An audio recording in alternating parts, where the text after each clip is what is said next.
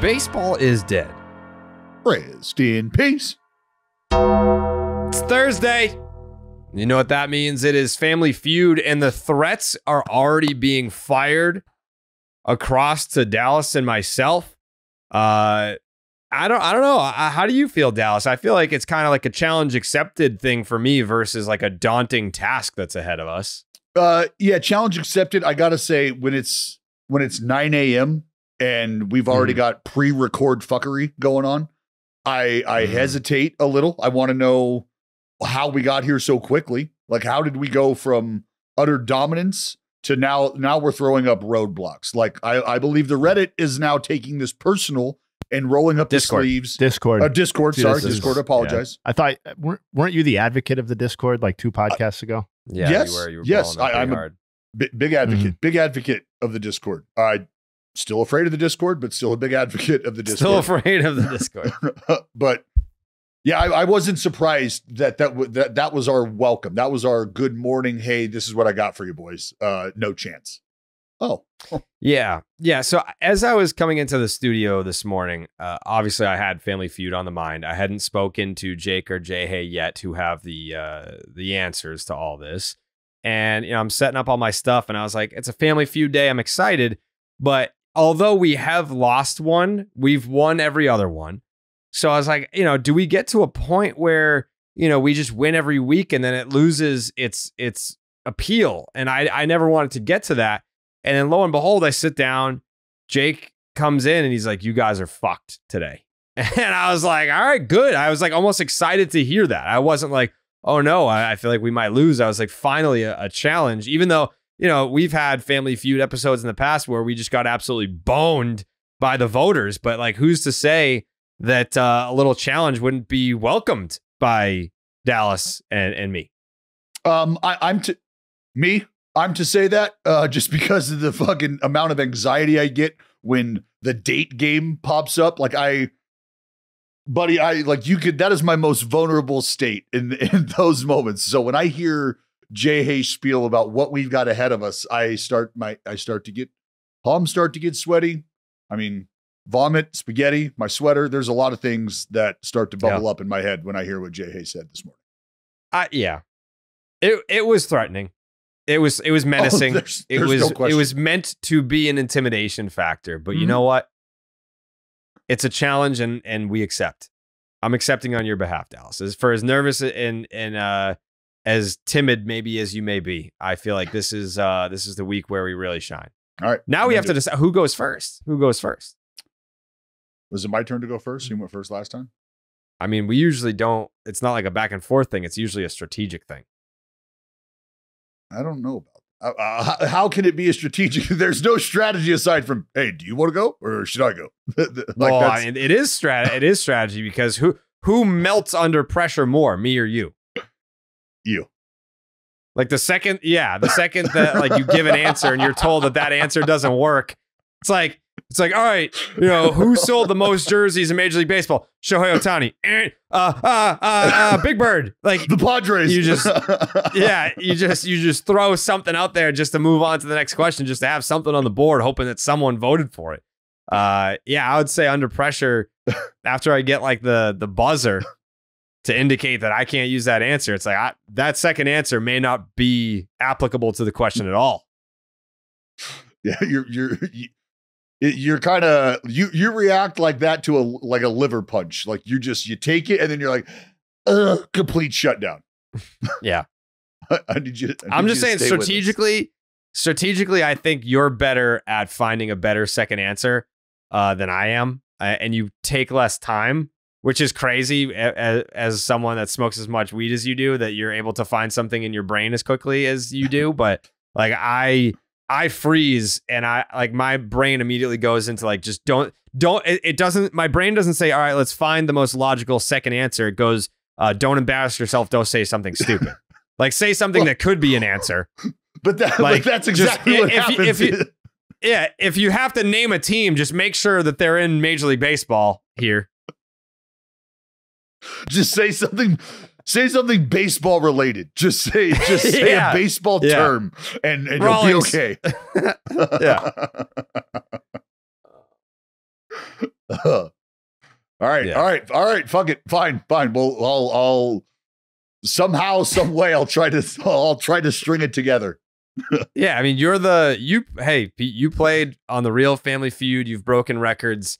I feel like if there's someone who is equipped to find it in their brain somewhere, a second answer, I feel like you're better suited for that than me. You're talking to the guy that was asked to name a team in the AL West, and I said the Padres, I believe. Yes, you did. Yeah. I just heard West, and I pulled the trigger. That's all I needed to hear. That's a beautiful insight to the fog of war that you encounter when you hear the buzzer, because the buzzer goes off and then you go right to fucking Saving Private Ryan beach scene where you're fucking looking for limbs. You're like, I don't know. Yeah. I would have been a terrible draft pick in the 40s, no doubt. You did not want me on the front lines. I would have been like, what fucking uniform are we wearing? What are they wearing? Jared's the dude hiding in the corner of the fucking boat as we're all supposed to jump off. He's like, I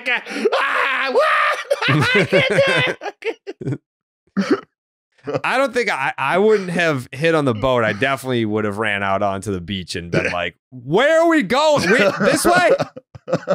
That hill?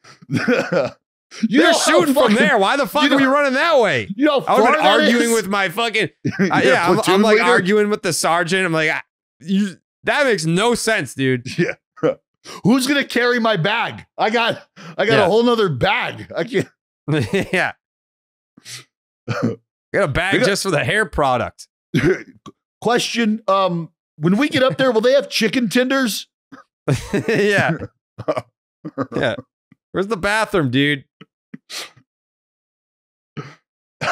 Just running around on the beach. What's the Wi-Fi password? What the fuck? Oh, God. It's in French. You're just the worst soldier ever. Yeah. Why are the directions in French? So bad. Whatever, dude. Still would have came home with the Purple Heart, though. Yeah. Oh, no doubt. Well, if you come home, yeah, you're for sure getting shot. For sure. Yeah. Strategic shot, though. Self-inflicted? Yeah. Oh, hey, looks like I'm not going to be able to make the climb, guys. Yeah. I'll be here. They'd leave your ass. They'd leave your ass on the beach. Yeah. Yeah. If you man down on the beach, it's like, yeah, you're every man for himself. Sorry. But that's just how it was going on D-Day. Yeah. Good luck. That's talking D-Day with the Baseball is Dead boys. I owe you an apology, I think, Dallas. I don't know if I owe you an apology, but I'm gonna be accountable and apologize anyway. Oh, wow. Yeah. Wow. Really? Yeah, it's a teammate thing. Lay it on me. It's a clubhouse thing. Yeah. So Underdog Fantasy is the easiest place to play fantasy sports. Playing their pick'em game is as simple as selecting higher or lower on player stats, strikeouts, total bases, home runs, and so much more. Make entries of all baseball or mix and match across your other favorite sports. You can win up to 100 times your money, and it's a ton of fun. So yesterday we were talking about how Underdog has the best baseball promos in all of the internet, pretty much. And I feel like, we have some success with building promos around guys that we talk about on the podcast quite frequently. And I was like, I feel like we talk about Mason Miller all the time. Why don't we have a promo built around Mason Miller? Well, the difficulty behind that is that he is a relief pitcher versus Paul Skeens, who is a starting pitcher. We know when Paul Skeens is going to be on the mound. So we can hand out $1,000 to Underdog users for every strikeout that Paul Skeens has in his starts. It's a little bit more difficult when you have Mason Miller, who we don't know when he's going to come into the game. Lo and behold, we come up with the idea yesterday, and Mason Miller comes into the game. We fire off the tweet. Hundreds of responses, by the way. Thank you guys for participating. But he did not strike out a batter and gave up a walk-off home run. Yeah. Yep. Yes, that is how that went. Mm-hmm. And you put him squarely under the spot. Yeah. Yeah, I don't know that that's my fault, but I will apologize anyway. Nah, I mean, I don't know if it's my fault. That's for sure your fault. For sure your fault. Can I present my case? You put the promo can I present my case? In a minute. Jay, can I present my case? Jay, you put the promo on the guy. Yes, please present your case. Yeah. Yes. Let me present my case. Let me present my case as to why this is not my fault, but I'll still apologize anyway because stand-up guy. Paul Skeens has yet to have a stinker. We put out a Paul Skeens promo every single one of his starts, and he will punch out 8, 9, 10 guys, and people get their thousands of dollars for Paul Skeens punching out batters. So why all of a sudden that I want to do something for Mason Miller to highlight his awesomeness? Like now I'm a jinx for Mason Miller, but I'm not for Paul Skeens. Like, how does that work? Because you're not following through, Jared. You had this love, this adoration for Mason Miller. I still do. I don't know why we're talking past tense here. That feels a little because this is the first time you've showed it to this extent. Oh, now you want to put him under the spotlight. Now he's a guy worthy of making money. Now, it wasn't. That's a logistics thing. That's a logistics stretch. Jay, hey, you can back me here. I didn't know that we could do this for relievers.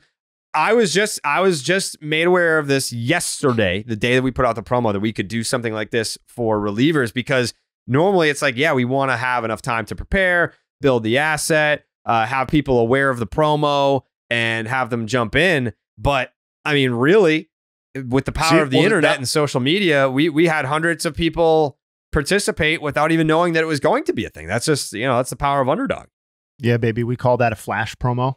Because it just, it's like happening. Bang. You don't know. Yeah. Yeah. Listen, here's my take on this in terms of blame that needs to be portioned out. I apologize, by the way. Well, you can do that. For me, it's on Mason Miller. And I hate to blame the player, but I will. And I'm going to blame him because it's his fault he gave up the homer. That's what you're telling me? I mean, yes, but more broadly, it's that baseball is dead. Kind of the tastemaker of the baseball internet podcast community shined a light on Mason Miller via the underdog flash promo that was hugely successful. And he didn't deliver on his end. Maybe the spotlight was too bright. It's now part of my concern as it relates to should Mason Miller be starting the All-Star game. I think last night probably put that to bed. Debatable whether the BID/underdog spotlight and the All-Star game spotlight, like which one is brighter. But I do think that it's cause for concern in that regard. So I'm placing almost all of the blame on the young man himself. Wow. Which is why I'm happy to fall on the sword. I don't want Mason Miller to have to bear that cross. So I apologize that this one's on me. Good. That's your take. And I have mine. I think that's the correct take. Because mine. Thank you. No, not yours. If you failed to commit to the young man early enough, and then it just seems a very hastily. This part of your argument. No. This is a very hastily thrown together bet. No, this is what that is from you. Maybe we'll put it together. No. Oh, sure, it's Mason. Oh, he's available. Yeah, go ahead, throw it together. We didn't know. We never had the idea. No, we never had the idea. That's. Oh, you want to give? Is he one of those fragile relievers that needs to know his role like 8 days in advance? Is he one of those type of guys? Nope. Is he the new Josh Hader? Is he like a one batter sort of guy? Like, you can't use me. No. Nope. Oh no, he's not. Okay, that's kind of what you're implying. That's why he's just here for the team. He wants the team to win, and he'll do anything he needs to help the team win. That's what he's here for. Except for allow long balls and strike out no batters. Well, he's working on that. Wow, and let everybody down. He's working on that. A lot of pressure applied off the internet flash sale, immediately, unnecessarily. Just that's what I'm saying. And he folded under. Thank you. Oh, Dallas. No. Okay, you walked right into it. I'm so sorry. From Jared. We will not that's flip that off and run it on the broadcast tonight. It's bad. Yeah. Bad. Wow. They had 16 minutes. You had 16 minutes to send your username. By the time he was up warming until he threw his first pitch, we had 492 people get in on the promo. And let me just call it what it is. If 492 people have time to respond, he has time to get ready mentally.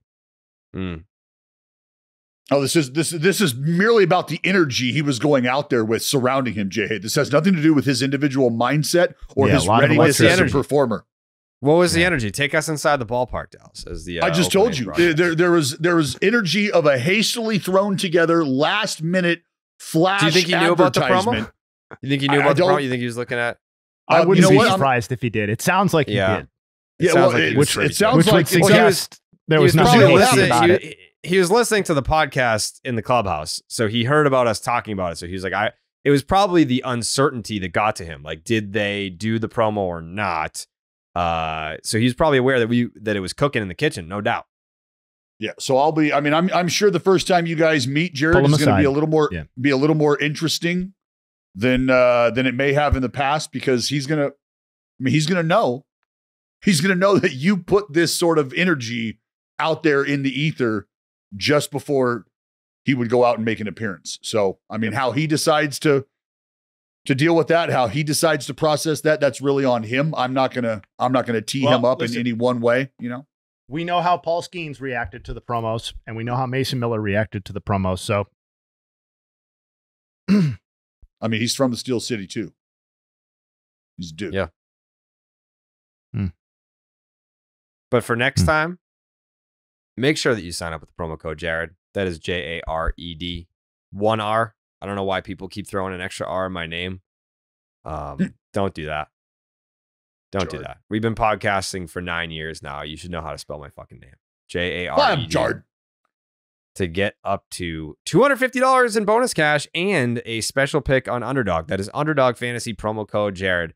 Obviously today is a Family Feud day, but we have some news and notes we want to get into before we get to the apparently the most difficult Family Feud that's ever been played by human species. First thing for me here today, old Boob Nightingale threw this out there, and it was interesting to me because I wanted to get some player perspective on it. I wanted to get some snarky comments from Jay Hay on it. The Los Angeles Angels of Anaheim, formerly of California, have an emotional team meeting today where players, along with manager Ron Washington, spoke. There were no further details provided, just that there was a team meeting, that players spoke, and Ron Washington spoke. I guess there's a few different angles that we can take here in regards to this information alone. The Angels are 26-41. They are 12.5 games back in their division. They are 9.5 games back from a wild card spot. They have a -60 run differential. We could probably say the Angels are cooked. I'm sorry, Max, but you could say the Angels are cooked right now. My first question for you, Dallas, the former player. What purpose does a team meeting serve when your season is basically already cooked? I know that there's still 100 games left, but let's be honest with ourselves. The Angels are not going to overcome this deficit in the standings in the division or in the wild card. And they didn't really do themselves any favors in the offseason. It wasn't like they lost Shohei and they were like, all right, fuck it, let's go get Yamamoto. What purpose does a meeting like this serve? Is it kind of just to be like, all right, guys, it is what if we're not going to make the playoffs, let's not make this season completely miserable where we all hate showing up to work. We can still be a team that isn't necessarily going to play in the postseason, but let's play with some pride and let's make this a place that we want to show up to every day. Is that basically the gist of it? Because I can't imagine anyone is standing up giving a rah-rah speech of we can do it. We're going to do it. The Angels are coming back, and this is the year that we're making it to the playoffs. They might be the worst that they've been in 8 years, something like that. What is a meeting like? What's the purpose of this? This is purely about accountability, is what this is about. And it goes from accountability into the rest of what you kind of talked about. But essentially, the first and foremost topic is we are responsible for what is happening here. All right. There's no other fingers to point. It is all about what's happening in this room right here, right now. What I think needs to be discussed or just sort of, understood and laid out is who we have in this room. and why these conversations are happening and why they will continue to happen. Because, I mean, you're high if you think this is the last team meeting they'll have probably before the All-Star break. There's another one coming. And then there's going to be a couple more after the fact. And it's just about taking stock, taking temperature of where you're at in that moment. And right now, in this moment, Jared, you outlined statistically where they lie and where they reside, comparatively speaking, to the rest of the league. But who's in that room? Ron Washington, super uber competitive guy. And you've got a group of players who collectively have not been very competitive together. Not to say that they're not competitive individually, but their performances together have not been very competitive. So you have your competitive skipper with a group of guys who are trying to compete, but not getting it done. And there's an understanding that this is not a team over the next 2-3 years that is going to turn it around and start vying for division titles. That's not who this team is. That's not where this team is at. But you have a guy in Ron Washington who does not wake up and go to the yard just accepting shit like that. That's just not how he operates. So you have a certain level of demand that comes to the ballpark every day with your skipper. And unfortunately, the group is not meeting that demand. And I wonder if initially it's a great thought to have a guy like Wash there because he would sort of help reinvigorate the idea of playing ball together. Let's work on things together, block out the outside noise, blah, blah, blah, blah, blah. I've compared the hiring of Dusty to Houston, sort of to this hire, but there is so many different things going on. That's why we have to discuss the room and who the player is, because Dusty Baker was Dusty and we know him and we know what kind of situation he was walking into. He instantly became the shield, right? He instantly started taking all of the arrows for those guys, which in turn allowed them to turn their focus back to the diamond. And it paid off handsomely. So with Wash, what you're trying to do is get these guys to realize we have to work each and every day. And there's not going to be a time in this season where we're going to be allowed to take days off. There's not going to be a time in this season where we're going to be allowed to just roll the balls out there and get better and even be moderately competitive. What you don't want to have happen is all of these meetings start to basically get scheduled, which means you can expect a meeting after a 7-game homestand because we didn't do well and we went 2-5 and blah, blah, blah, blah, blah. You don't want to get to a point where this starts to fall on deaf ears. And when you have multiple meetings like this, as I said before the All-Star break, there's a solid chance that you can start to lose the room. And you have guys that say, look, fuck the team meetings, fuck all this stuff. We just got to get through this season. And now there's a divide within the room, and you don't want that to happen.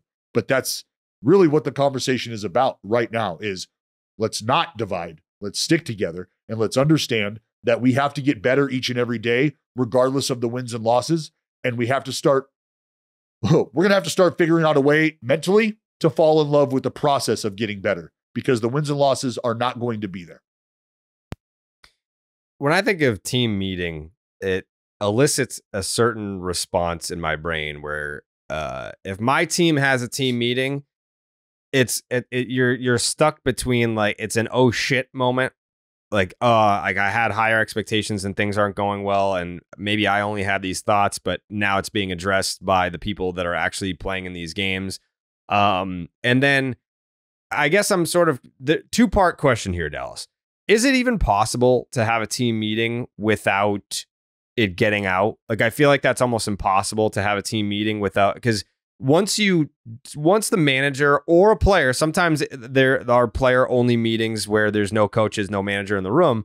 Once that decision is made to hold the meeting, aren't you in a way putting a target on your own back? Because it's almost impossible to have one without some reporter catching wind of it. And now that the fans know, oh, they had a team meeting, they're expecting better performance. They're expecting higher effort. They're expecting wins to come after that team meeting. So can a team meeting almost be counterproductive?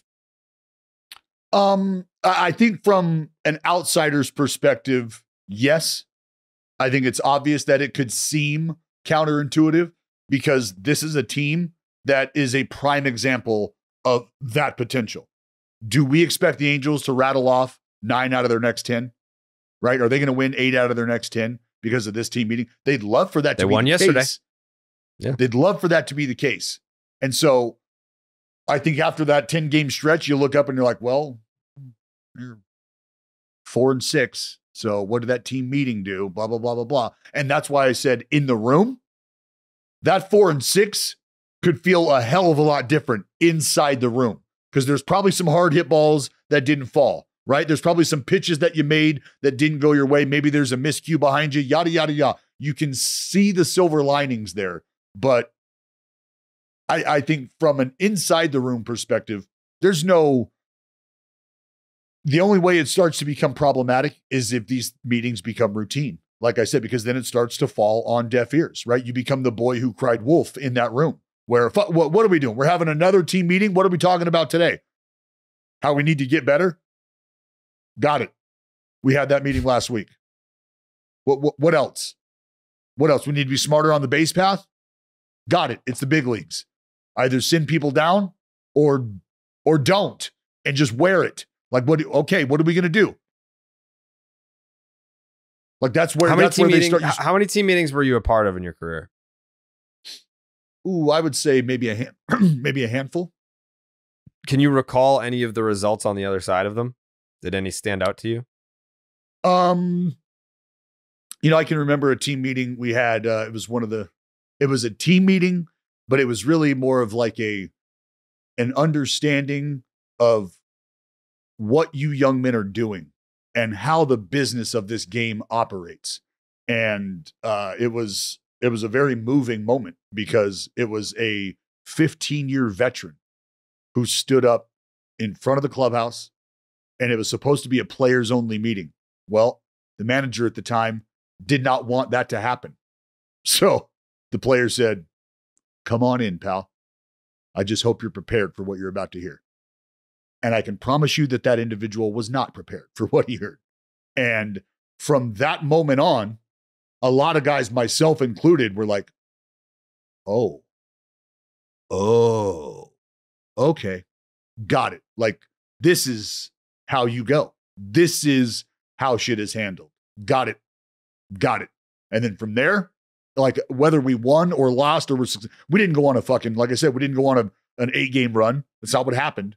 But you just learned the business a little more detailed that day and went about your business differently every day after that, which is why I think you get some front office people and some managers afraid of those meetings at times, because how they're treating people and the things that are going on behind closed doors starts to get revealed. And the last thing organizations want is for their young, naive players to figure out that maybe, just maybe, there's some what could be considered unfair treatment around the corner waiting for you. Should you not perform? Should you butt heads?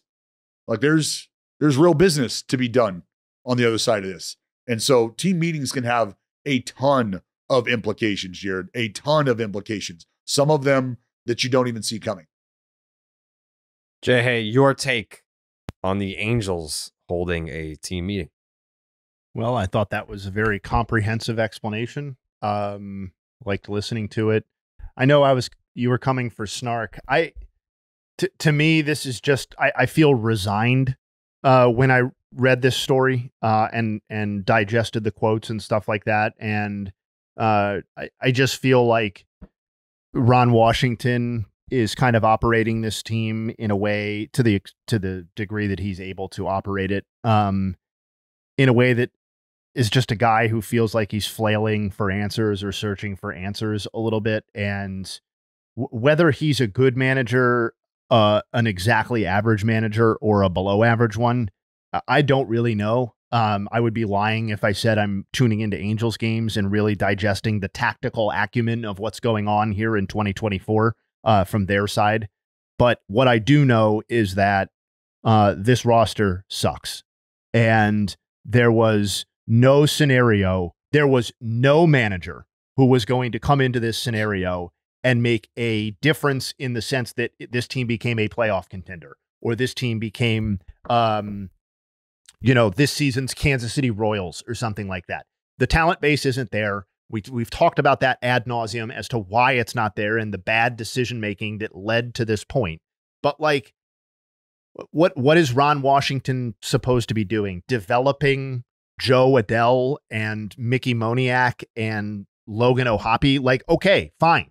But like, whether he does or he doesn't, like, that's just not really changing the trajectory of the team as it relates to playoff contention or not. And frankly, like, he would be what, like the fourth coach to not get everything out of Joe Adele at the major league level. Mickey Moniak is a former number one overall. Yeah, no, I know he's had a nice stretch. I'm just saying, like, if he wasn't able to get the most out of him, like, are we really laying that at the feet of Ron Washington? So it's just, and he also got thrown out at third base the other night on the third out. And that was part of what I was alluding to. Yeah. And I'm not picking on him necessarily. Like, Moniak's a number, like, he had a decent, like, 80 game stretch last year and has otherwise been quite bad in his major league career offensively. So it's like, I don't know. I feel he walked into a winless situation without knowing exactly how this played out. He hadn't been a manager at the major league level in exactly a decade. And I would imagine felt some level of pressure that if he wanted to get back to being a major league manager again, that he may need to take the opportunity that was in front of him. And this was the job. And I think it was a losing hand. And he may have, I think Ron Washington ultimately knew that when he took the job.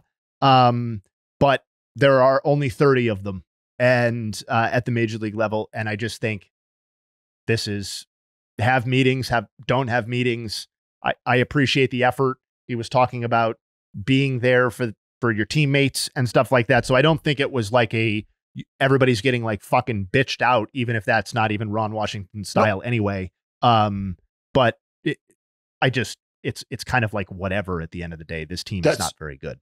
That's where that accountability factor comes in. That's where, to your point, you got to be there for each other. That's what you close ranks. This is what we do.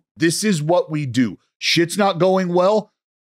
You want to know what happened? The first thing that happens when shit ain't going well, the reporters, you are let in at exactly the time the clubhouse opens, and you better be near that clubhouse door when that clubhouse closes, because you will be asked to get the fuck out immediately. That's the first thing that happens, right? We keep the storylines as far away from public as we possibly can because we are closing ranks. And then from there, what was the meeting like? Oh, just standard stuff. And you try to move on. You try to go. The point that we're trying to make here, I think, with Ron Washington is this is a guy who understood that he was coming into, like you said, a losing situation, a situation where he was going to be asked to develop players, and whether or not he was wholly prepared for what that was going to look like and how that was going to unfold is an aside. But to your point, Jay Hay, I am watching a manager navigate those same exact waters, right? Maybe a little more as far as the talent pool is concerned on who we can develop and why they're here and why we're developing them. But think about the departure of Joe Madden when we were like, well, Trout's been fucking hurt. Everybody's been hurt. Like, okay, so I guess Joe's gone now.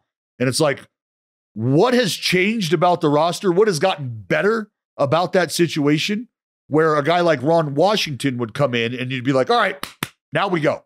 Now it's going to get better. Like, it hasn't gotten better. It's gotten worse. Well, no question. But I think, like, and I'm not disagreeing with any of that, but like, if I were to ask the two of you entering the season, out of the 15 American League teams, where did we place the Angels on roster talent level? I think we probably would have come to the conclusion that they were like 12th or 13th, right? I was going to say 12th to 15th. Not dead last, but much closer to last. Well, they have the 13th best record in the AL. So it's like, I get it. On one level, it's embarrassing because this current winning percentage of 388 is tracking to be the worst single season in Angels franchise history. So like, that is embarrassing. And I get that ownership, the front office, like nobody, the players, Ron Washington, nobody's happy about that. But when what's happened to this team has happened to this team, the departure of your best player, the re-injury of your second best player, all of the farm system decisions that we have talked about on this podcast that led them to get to a major league roster that's like this. Like, the worst season in franchise history was on the table entering the season. So, like, that can be embarrassing or unacceptable or whatever, but that was the reality that they had created for themselves. And, Ron Washington is just in the short of it is, and he's in a no-win situation. But I think everybody knows that to some extent. Yeah. I would I would agree with that. I just feel like something like that in the situation that they're in, which I think we did a pretty good job describing the situation that they're in, it's going to be received differently throughout the room. Like, there might be some guys that need to hear, like, yeah, I need to clean it up. I need to tighten it up over here. And then there might be some other guys in the room that are like, man, like, shut the fuck up. Like, it is what it is, like, it's not like I'm not playing hard. Like, I'm not guaranteed a job in the big leagues next year. So, like, I'm doing my part. Like, I feel like, something like that is just not going to be received equally. I feel like it can only really be received equally if the team meeting's purpose is a rah-rah speech of, like, let's band together and, like, let's go on a run and let's prove everyone wrong. But that just can't possibly be the message. It's just not something, Jared, that when you have a group of young guys, though, it's not something that they've ever encountered. It's not something that you've had to have the discussion about. Like, because coming through the minor leagues, it's understood that this is a dog-eat-dog world. Like, this is absolutely the Walking Dead, and we are at the base of a wall, and we need to get over it. I will step on your shoulders. I will eat the guy next to me if that means I get that much closer to the wall. That's what the minor leagues is all about. So you can have those team meetings, and they might come later down the road when you've got a group who is going to be together through the finality of the second half, and they're trying to make a push and blah, blah, blah, blah, blah. They're a special group. That's fine.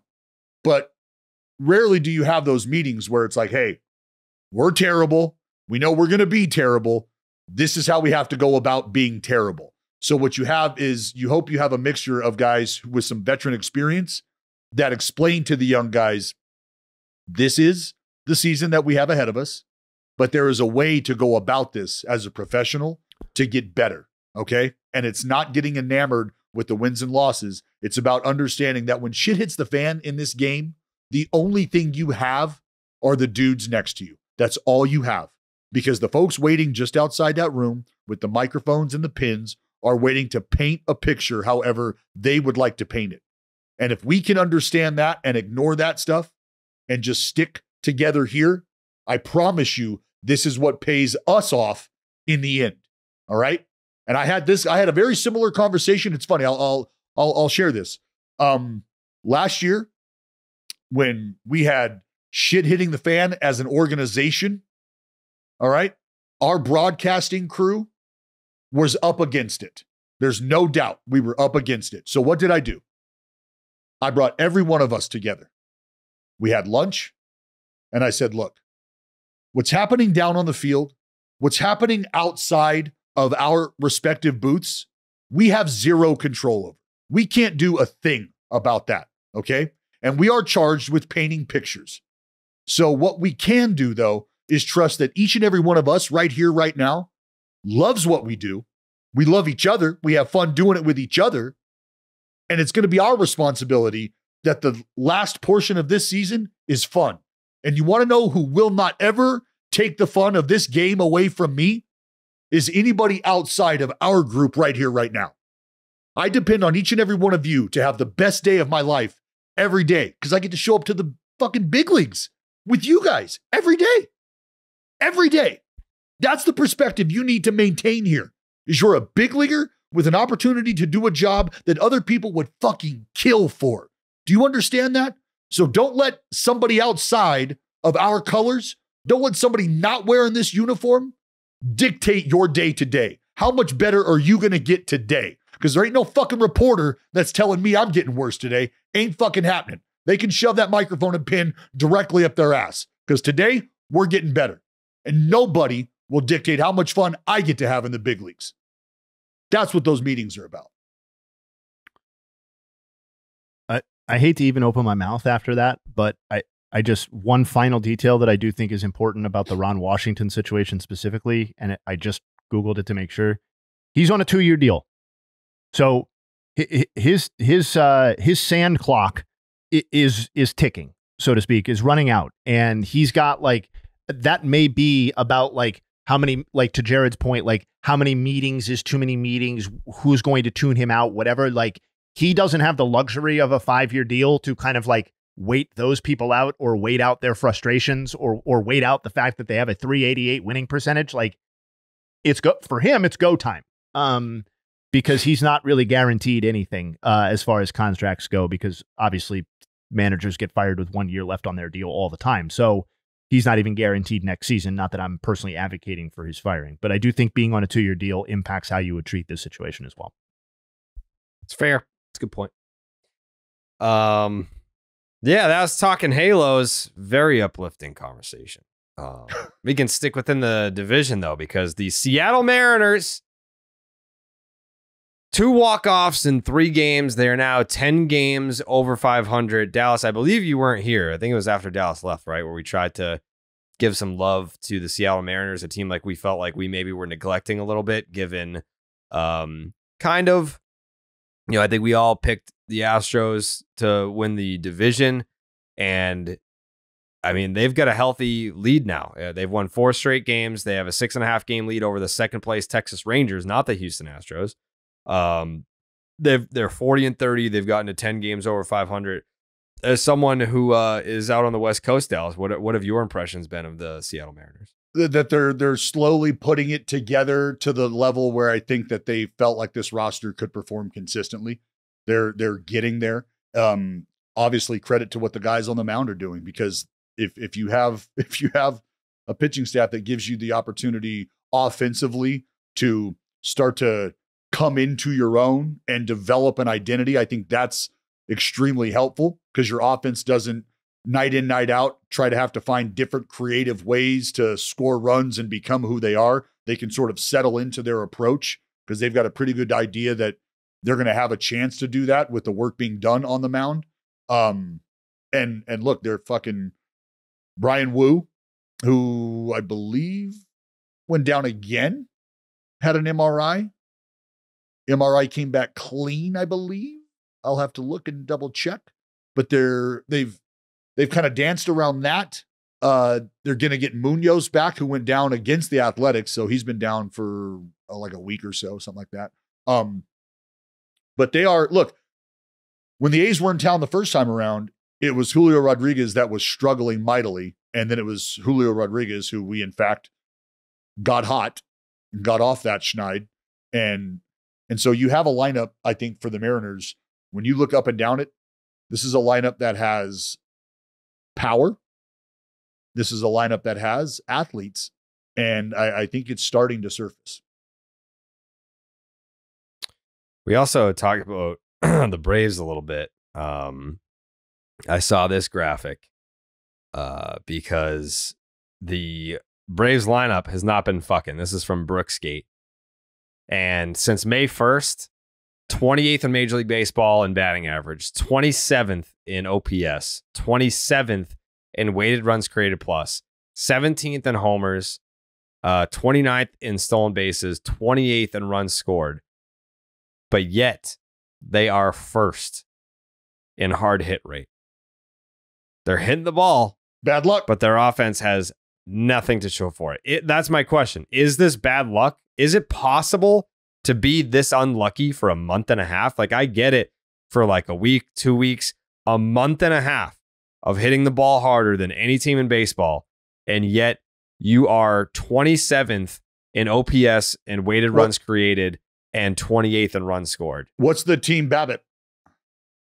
I can look, but I actually, no, I can't look. I don't have my login, but. Yeah, I mean, when you had Matt Olson essentially in the witness protection program offensively, the whole fucking team besides Ozuna.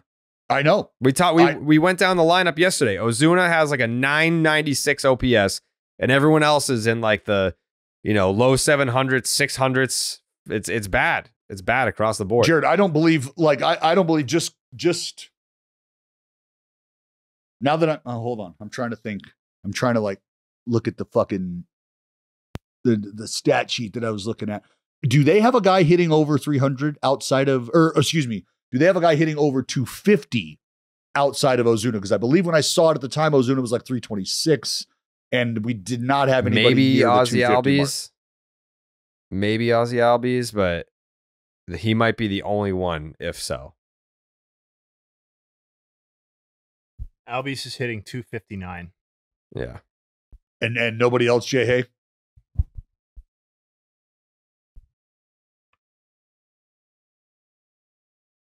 As far as everyday Correct. players go. Yeah, qualified batters, correct. Well, Jesus. Acuna's 250, but he's obviously not going to be Well, yeah. qualified for it much longer. Yep. Yeah. So there, I mean, like, I look again. How archaic is that, right? Oh, batting average. There's only one guy hitting above 250, but that's the point. Is this is a team that bludgeons the baseball. This is a team that has no problem putting the ball in play and putting the ball in play with authority. And now here we are talking about them having one dude who's doing either of those things. One guy. I mean, I don't think there's like a conspiracy against the Braves to suppress their offense. So like I'm out on that sort of like fringe talk. I do think there's it's worth investigating, like kind of the gap that's opened up between like, so the batting average on hard hit balls last season was 501. And the batting average on hard hit balls entering play yesterday when I looked was 482. That's a 19-point difference of batting average. And I just, that doesn't account for everything that we're talking about. The Braves are obviously kind of like extreme even within that level. Where are you going, Jay Hay? Where are you going? I don't know. There's just something happening with the balls, perhaps. I don't know if I'm not saying it's intentional, but I do think that the offense is down despite the rule changes and all of that. Hold on. I got to take this call. Hold on one second. So I just think like there is some relative to last season, there is something that at least needs to be answered for as it relates to like why the same quality of batted ball, so to like for all the metrics that we have, are not resulting in the same level of production, not just for the Braves, but for like just the league wide sample. That's I haven't opened up the baseballs. I'm not going down that path accusationally.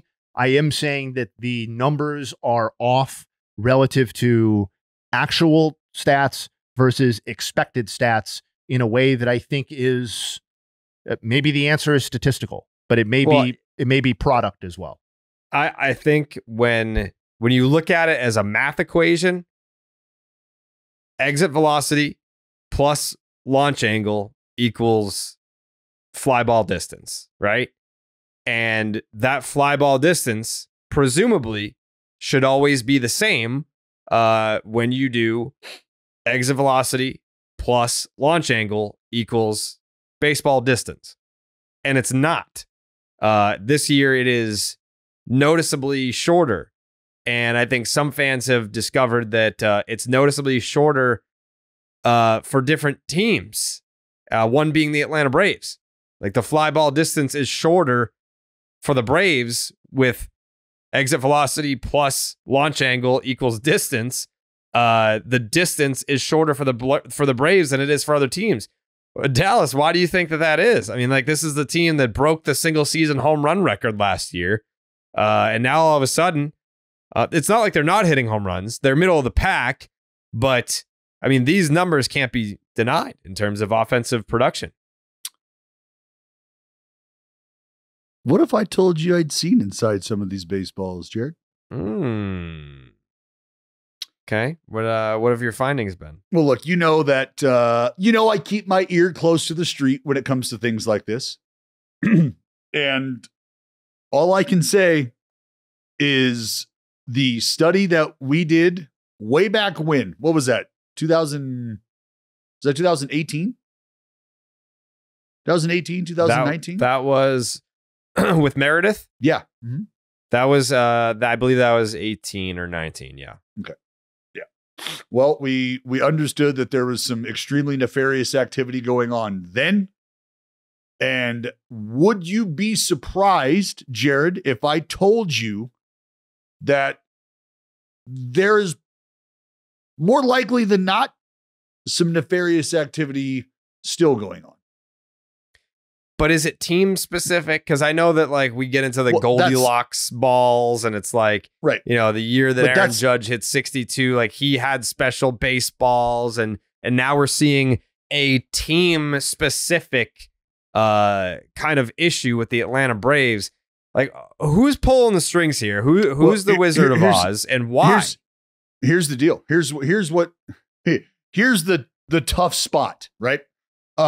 Because the baseballs are labeled as such, where you know what batch they came from. There's like essentially a born on date. You know what batch they came from, and Major League Baseball has the ability to track where those balls are being sent. So in essence, what that means is if you were to take a baseball and dissect it and then present it as evidence, well, guess what we would know? We'd know where that baseball came from. And now, where'd you get that baseball? Who gave you that baseball? Oh, okay. All right. No. Am I in trouble? Are they? Oh, no. Just wanted to know where you got that baseball from. And then from there, things start to happen. Phone calls start to get made. And that's why it's like, you got to be careful about how you're presenting this, because if you are somebody who's doing this work and you are relying on discrete outside resources to be able to gather the things you need to do your investigation, well, you could potentially run the risk of getting some of these individuals in trouble, putting them in a peculiar situation with their employment, if they should be employed by the league. So you picking up what I'm putting down? Yeah, I mean, I guess I kind of just circle back to the answer of why. Why I get why you would give special baseballs to Aaron Judge. It's like, you know, the sport had just been wearing the Astros cheating scandal for like 3 years. And it's like, this is a great story to have Aaron Judge, the one of the faces of baseball, to break this record and do it at as a Yankee, one of the premier organizations in the sport. But with doing it the opposite way, to deaden the baseballs for a specific team, I'm not sure why that would be the case.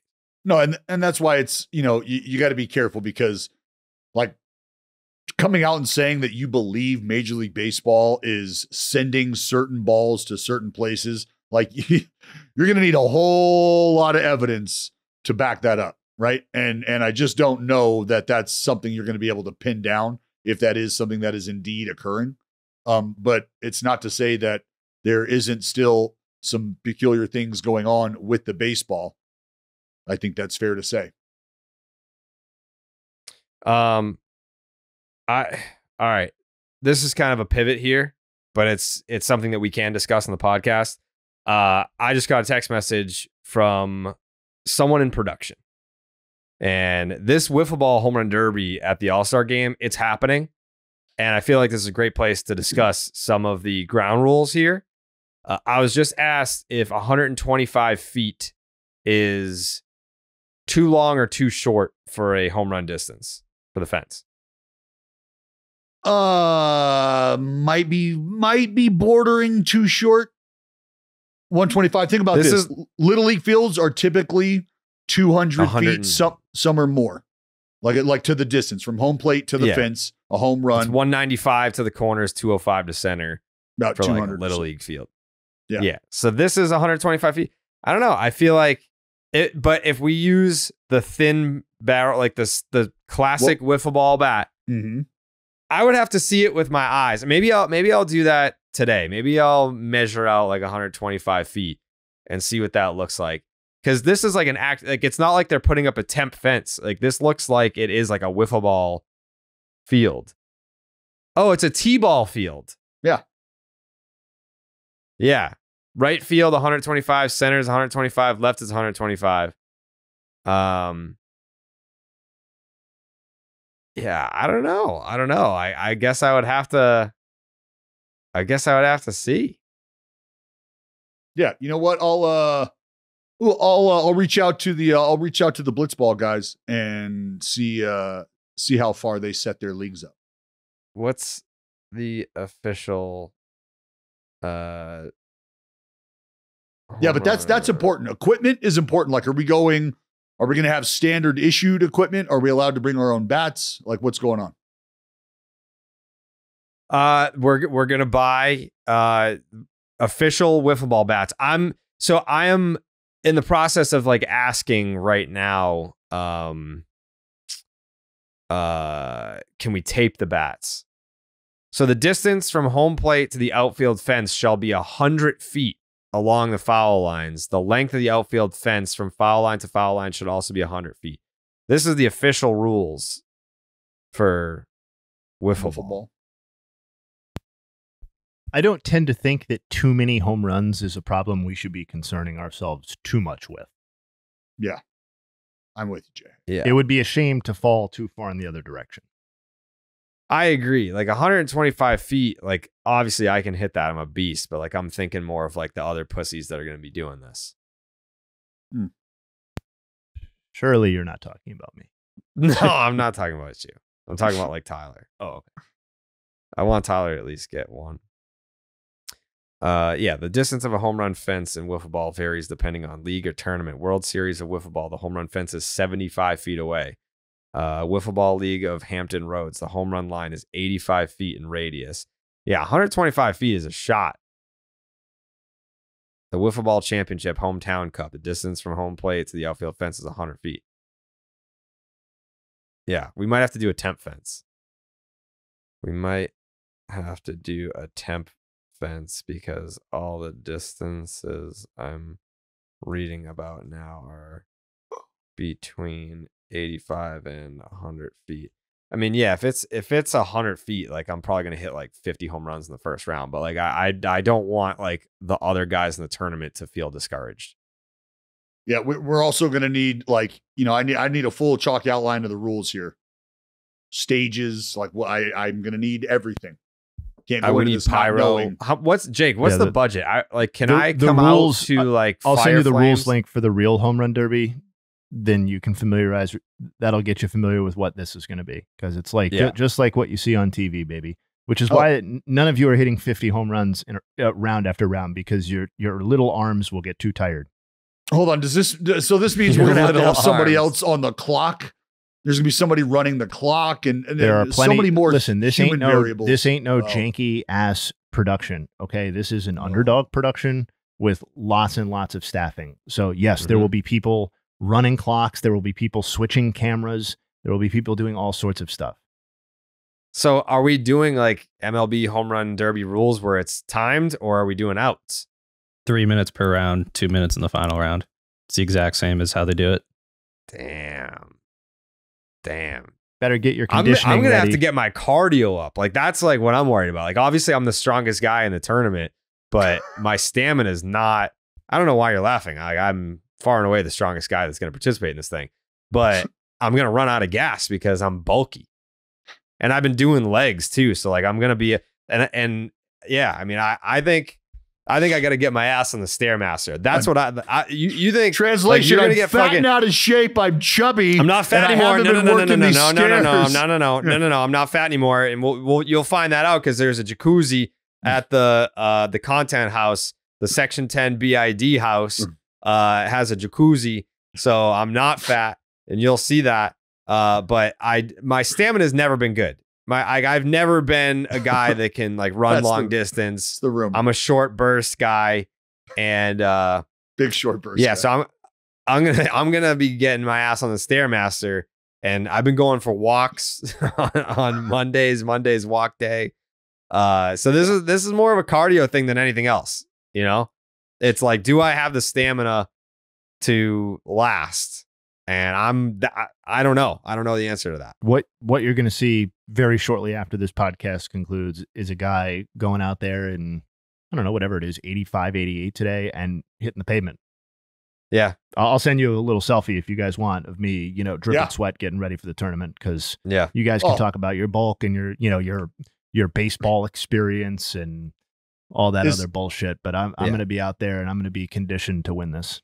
We need a good pitcher too. We need, like, do we get to select our own pitchers? Like, can I fly out somebody? I would guess that if you wanted to fly somebody out at your own expense, you could probably have your own pitcher. I think otherwise it's probably going to be. I've heard a lot of different ideas tossed out as to who the pitcher will be. So I don't think we're quite ready to discuss that publicly. Bring that slop up there. Yeah, if I fly out my own pitcher, then I'm basically paying like $1,800 to make $10,000. Like that's all profit, baby. It would be kind of funny if you brought your dad out, like Robinson did or whatever. Yeah. Bryce Harper did that too. Harper did too. Yeah. I might have to consider that. I don't know. It depends what's all in the rules. Yeah, I mean, guys do that. They'll fly their dads. I don't know that I would pick my dad. My dad probably wouldn't. Like, he never wants to do anything. So I would. He would be like, no. Like, he wouldn't even pretend to want to do it. But yeah, there's this kid that we had like a wiffle ball league for a long time, and just. I mean, I probably hit like 950 with like a 6 million OPS off of him. So I might just have, just come in here and actually try hard. And I'm just going to fucking smoke homers. Throw me that curveball up there in a home run derby. I'm just going to fucking smoke that shit. So I hope you guys put on a show. You know what I already know. Here's what's going to happen. I will out homer everyone in the first round. I'll gas out in the second round. I'll have enough to make it to the finals, and then I'll get to the finals and be like, I got nothing left, and probably lose. So it'll be one of those home run derbies where it's like, well, this guy won, but we remember it for this guy's performance, kind of thing. AKA the Barstool Home Run Derby. Yes, that's what happened. But I also in the Barstool Home Run Derby, I wasn't as in good shape. You the home run derby that featured no ball players. That home run derby. I mean, Big Cat was a home run derby champion before. That featured no ball players. The home run derby champion, like of the Cats family, or like what was the pedigree here exactly? You said it very confidently. Hey, ever heard of him? David Ortiz. He was in that home run derby. The Big Cat won. Oh, I believe. Right, I believe he cool. hit right-handed though. Yeah. Okay, still pretty cool. If I beat David Ortiz, him swinging right-handed, I would talk about that for sure. Yeah. So props to Big Cat. Yeah. I'm excited for it. I really got to get my cardio in check. I can't gas out. No. I also have to get my life insurance in check, Jay. Gosh, don't you? Mm-hmm. I mean, this is a relevant question for all of us, I think. What kind of parent do you strive not to be? Right? Mm-hmm. I mean, we're all in that position now. For example, we're all just a bunch of dads here. Yeah. For example, the dad who, refs from the bleachers. I could see Dallas doing that kind of stuff at his daughter's games. Yeah. No. Are you kind of a dad humor guy? I'm kind of a dad humor guy, giving punny T-shirts, or the parent that gets a little too excited about Spaghetti Wednesday. It feels like a Jared thing. Maybe Chicken Fingers Wednesday. We all plan to be the best dad or mom that we can be. And the thing you definitely don't want to be is the parent without life insurance. Get affordable life insurance online in minutes with no medical exams. Just answer a few health questions for a quote and apply for coverage at ethos.com/BID.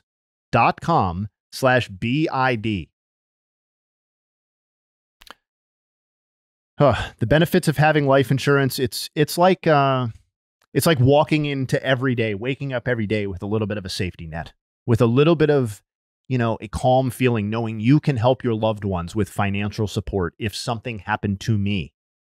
I certainly have gotten on my life insurance game since Ethos kind of put it into my head, and I've made sure that my spouse and my daughter are taken care of.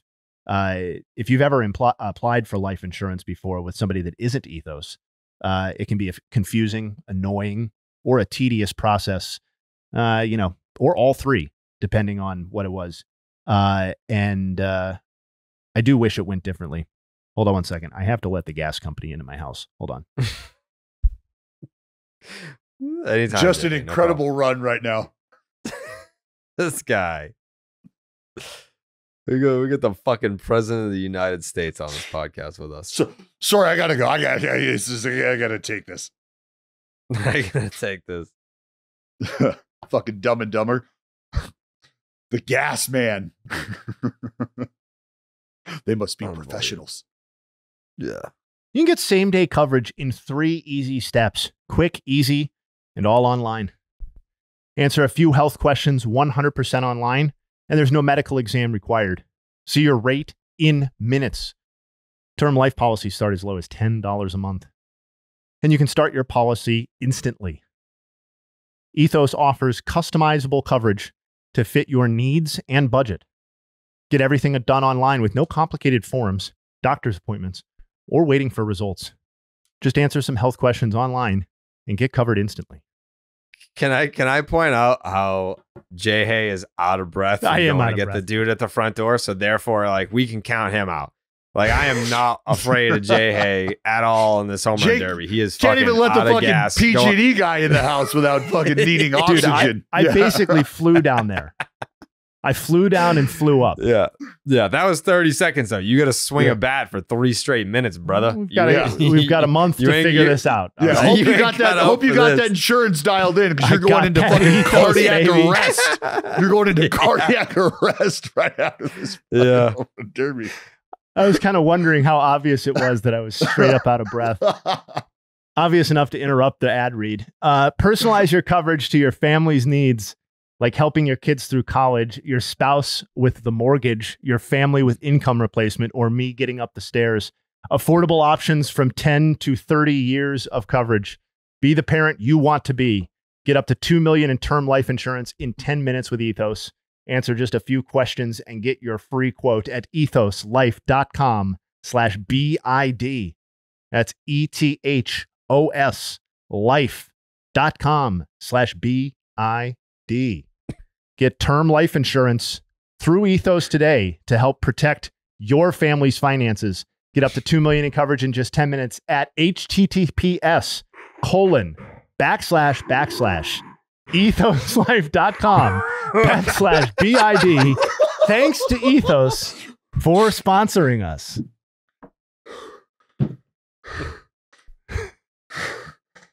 No, I'm good now. I'm good.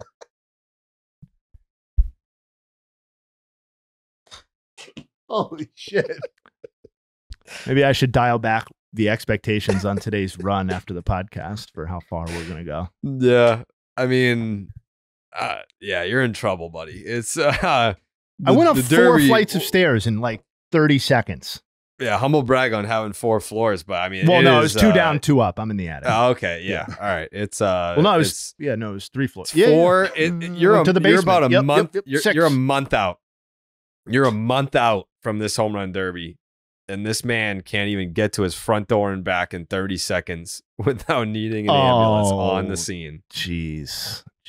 No, it was the attic it was the attic to the basement to the attic again.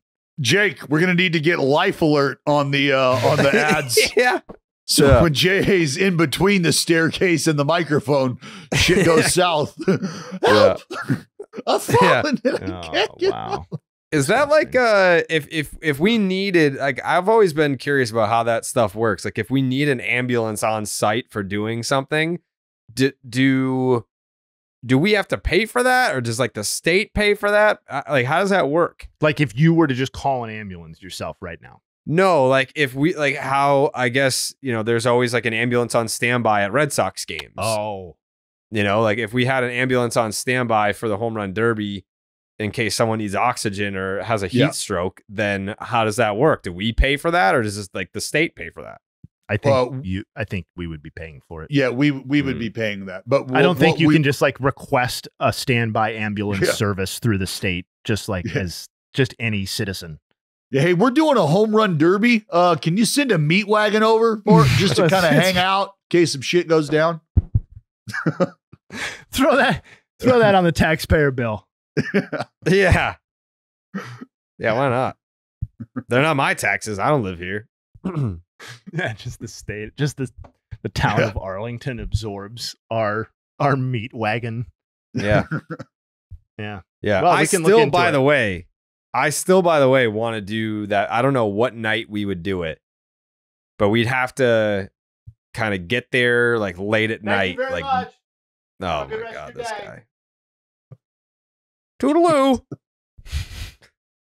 That was Jay. We're having a good one today. J. Flanders. That's Yeah. fucking Yeah, J. Mr. Rogers. Flanders. Oh, I'm sorry Home, that gas man. Oh, I'm so sorry. I'm so sorry that I treat everybody with the same level of respect that I would treat a former baseball player like you. Oh Yeah. God. Yeah. No, I interact with, the everyday worker. That includes the Yeah. gas man. Yep.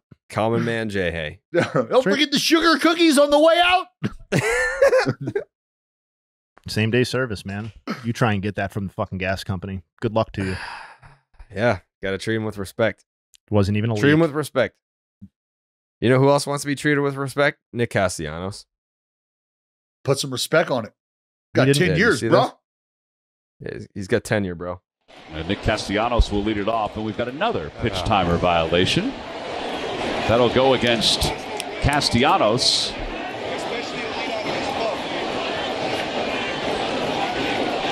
No balls and one strike. Are you going to get another one?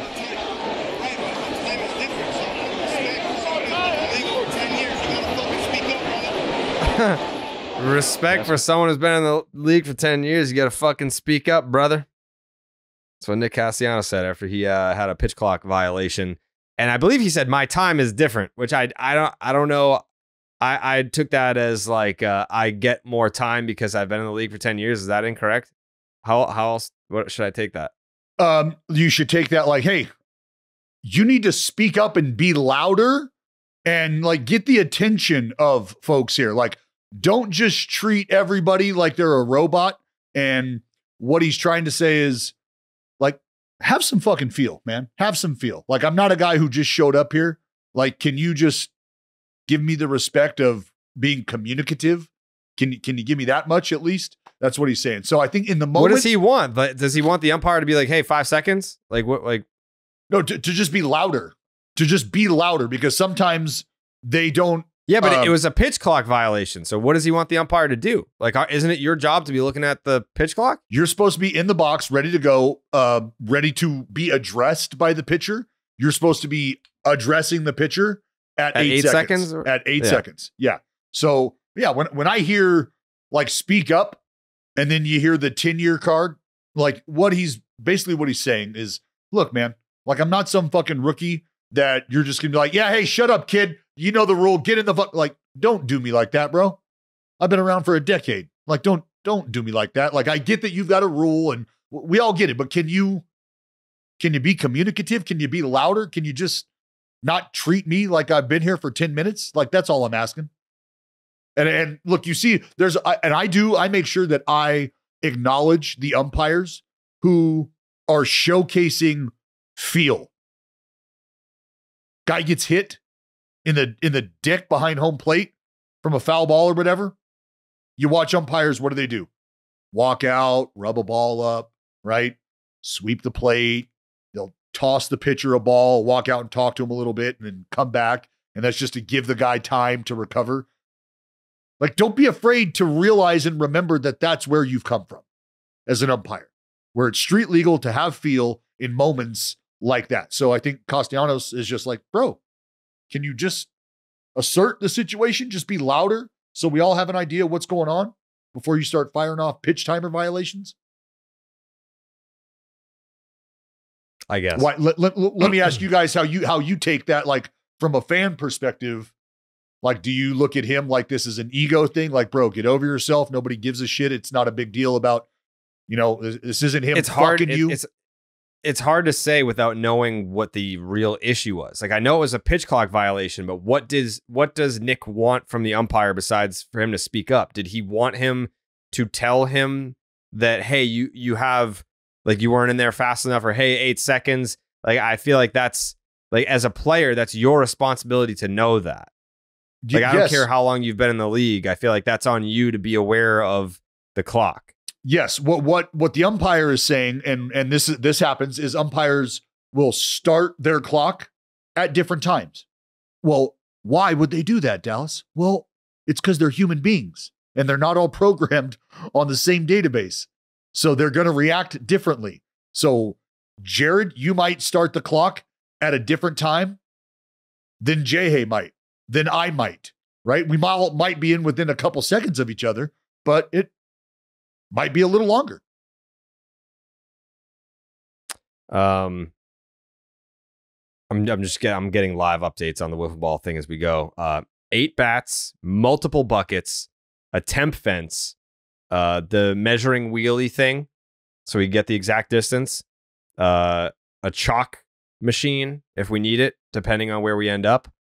Electrical tape for the bats is agreed upon. We're going to be able to electrical tape the bats just to put a little weight on the bat so that we don't throw our shoulders out. You don't need chalk. All we need is like the temporary foam, or you could do spray paint.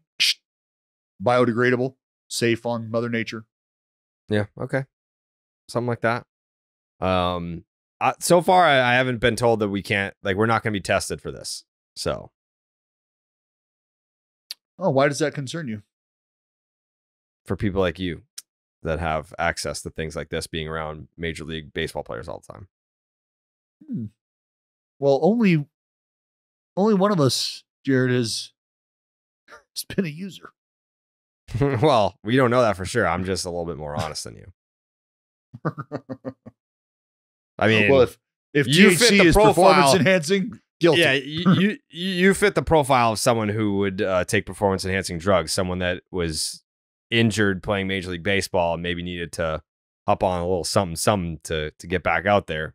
This is where I make the push here, is for the underdog home run derby. Testing? No, this is where I make the push to. Yeah. I'm just saying you probably have some left over for when you abused HGH in 2010. Yeah. Shelf life on. I'll take a test. Great. Yeah.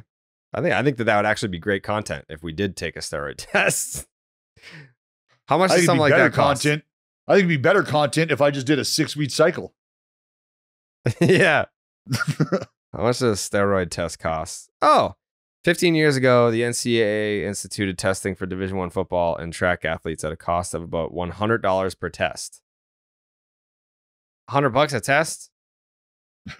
We had a guy that was at fantasy camp, fantasy baseball. We had a guy that was just fucking throwing absolute fuzz and dropping bombs.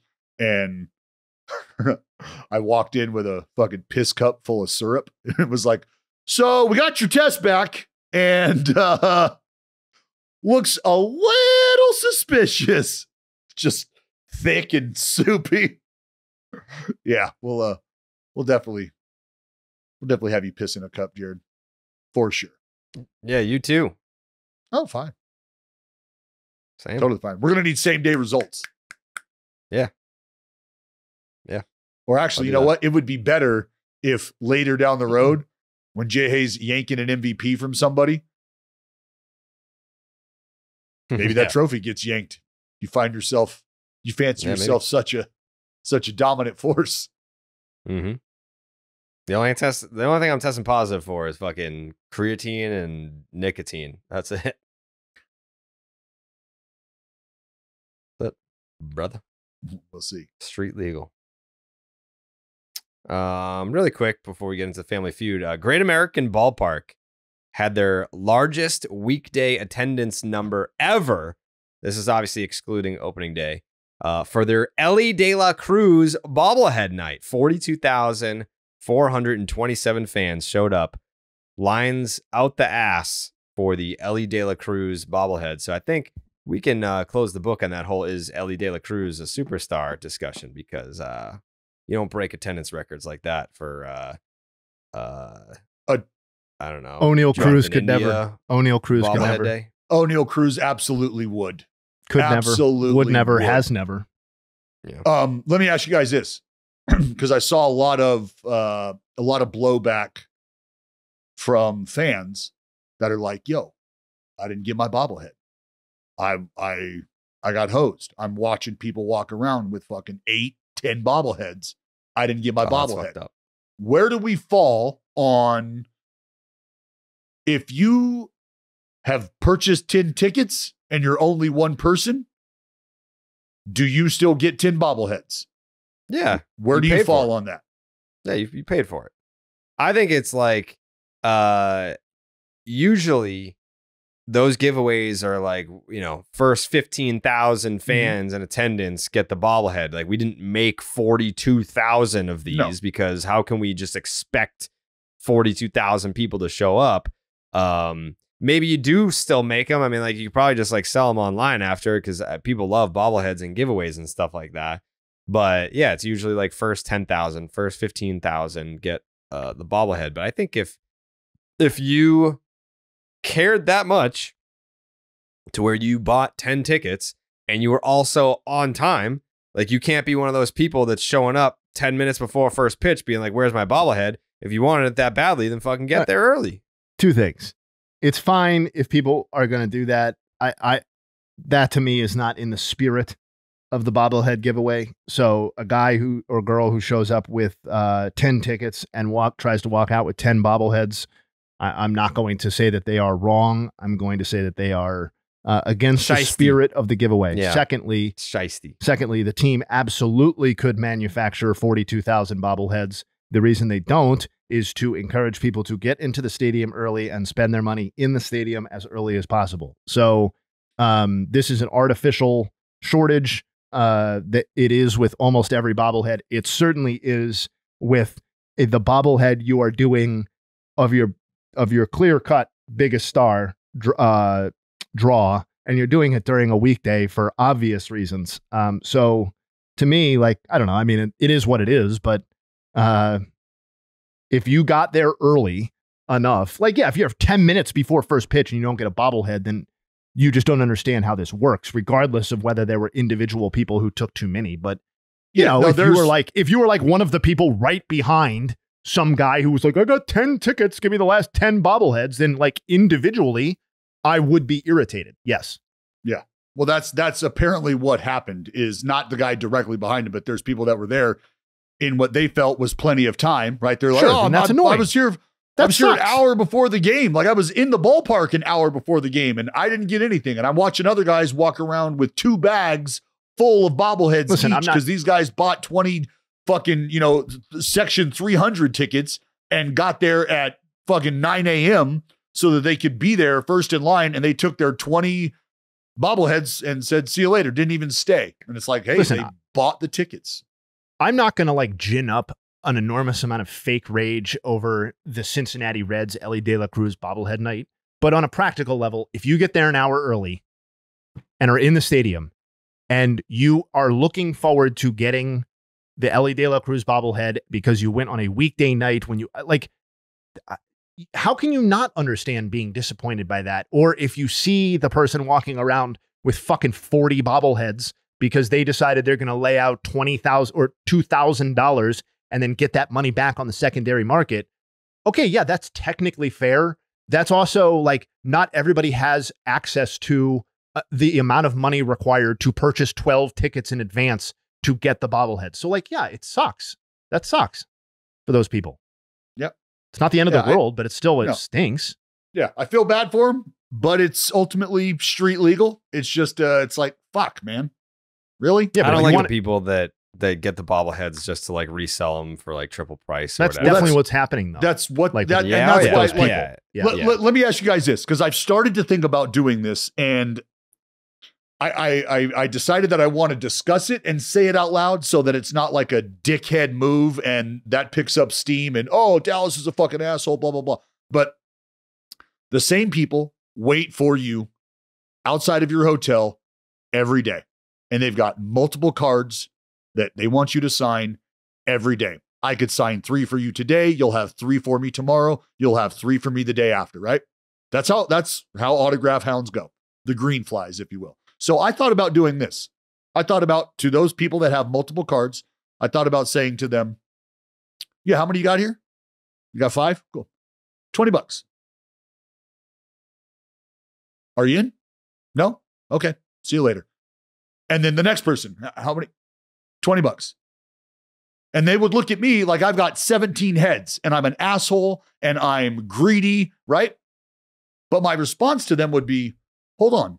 I'm just asking for $20 to sign 5 of your cards. You're going to take these cards and turn around and sell them individually and hope to make more than that, maybe on each card. And if you're using my cards, that's probably a fruitless effort.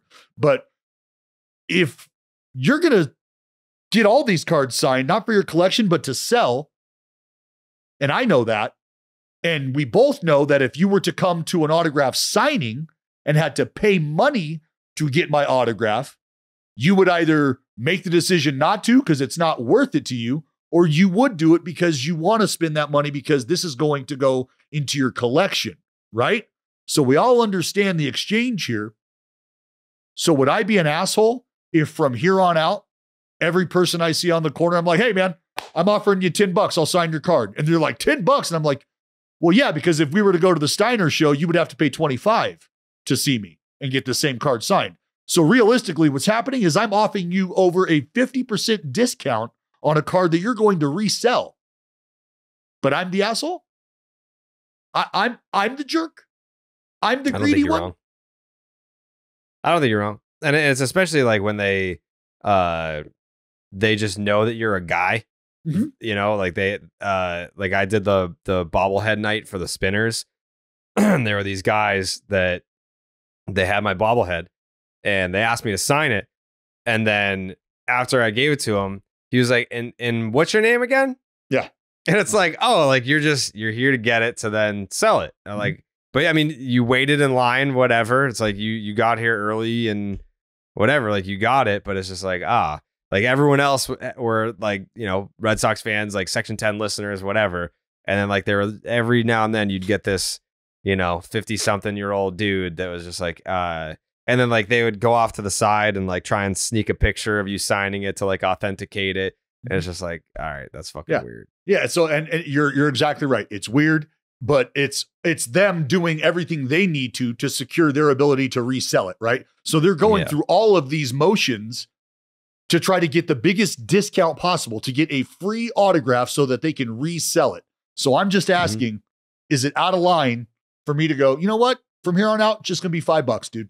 $5. Yeah. If you know that they're going to sell it and it's a repeat well, that's what each and every one of them are going to do. That's what each and every one of them are going to do. So the point is, I think it's like you're going to pay for Starbucks this morning. That's what you're going to do. I'm walking to Starbucks right now with my family. Yeah. We're going to breakfast. Coffee. So yeah, I'll stop and sign and I'll let my wife and 3 children stand right there while I sign your autograph. But you're going to be paying for breakfast this morning. How's that sound? That's a fair exchange. It's like if it's someone that you are just have a suspicion that they're going to sell it, I think that's different. But like you said, if it's someone that's like hanging outside the hotel and it's like you were here yesterday and I signed for you yesterday and I'm signing for you again today, then it's like, I know that you're selling these, which is fine. Like that's the living that you choose and it is what it is. There's a market for it. That's great. But I will be compensated for this and then you can sell it for more than what you just paid me for it. Sound fair? Yeah. Sounds great. It's both of us understanding the market, right? I know that I can control and impact my market to an extent, and you're going to have something to say about that. You're going to try to capitalize on it. Great. We're both going to win. Yeah. Or you'll quit asking. Yeah. Yep. I think it's about that time, Jake. Oh, yeah.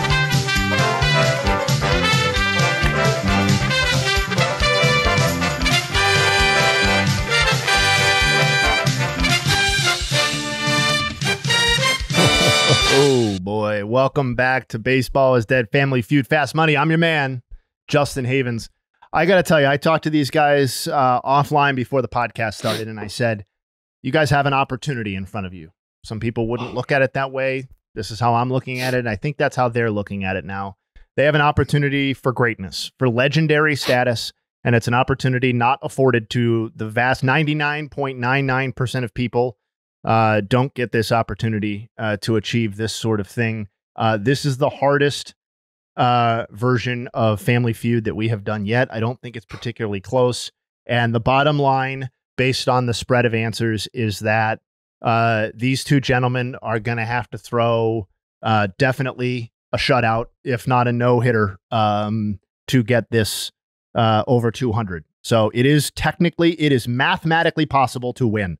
That was the first thing I checked this morning. If you're looking for a perfect game and a no-hitter, you came to the right place. Well, hell yeah. Then you guys are the men for the job. Have we decided who's going first? That's me. Also, here's a question before we get started. Jake, I need your input here too. The one thing I saw feedback-wise from Discord and elsewhere about how we're doing Feud, and I do want to take their thoughts into consideration, even if we don't implement everything, is that we do the second person's reveal point by point, so that we don't know. It's not just like you won. It's how they do it in the real show, where you're going like dun dun dun like that. Does that work for everybody? Set. Yeah, surveys. Okay, does that work?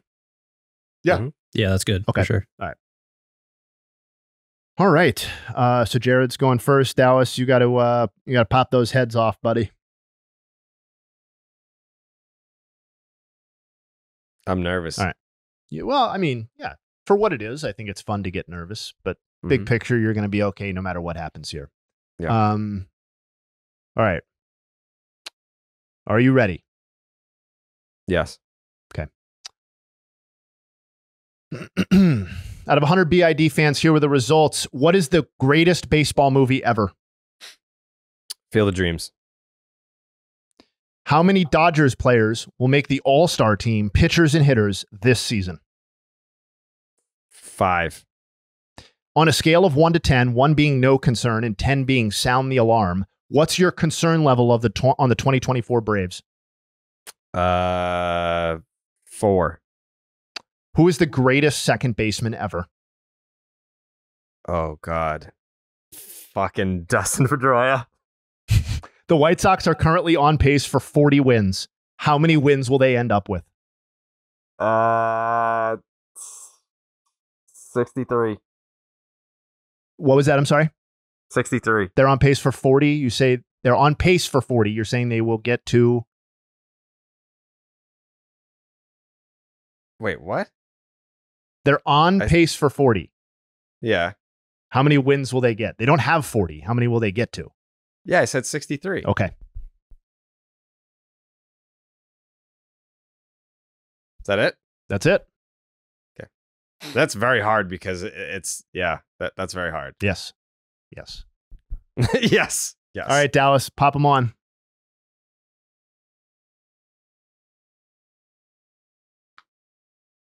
Jared got 77, by the way. Got 7. All right. Good to know. Thanks, Field of Dreams. Yeah. All right, Dallas. It's hard. Hold on. Is it hello? Hi, can you hear us? Fucking. Oh, God. Hello? Hey, can you hear us? Yay. All right, great. All right, you ready, buddy? No. Okay. The good news is that Jared broke off a big chunk for you. Okay. The bad news is that you need to break off a larger chunk. Okay. 77 was his point total, which leaves, by my quick math, $123 on the board for you. Okay? Okay. All right. Okay. And once again, we will be going through them answer by answer to reveal as we go. Okay. Here we go. Question 1. What is the greatest baseball movie ever? Field of Dreams. Oh, fuck. For love of the game. How many Dodgers players will make the All-Star team this season, pitchers and hitters? 5. On a scale of 1 to 10, 1 being no concern and 10 being sound the alarm, what's your concern level for the 2024 Atlanta Braves? 3. Who is the greatest second baseman ever? Joe Morgan. The White Sox are currently on pace for 40 wins. How many wins will they actually end up with? 47. All right. Jake, you ready to go through? Starting with my God. Starting with a 77-point total? Yeah, let's do it. Okay. Fuck.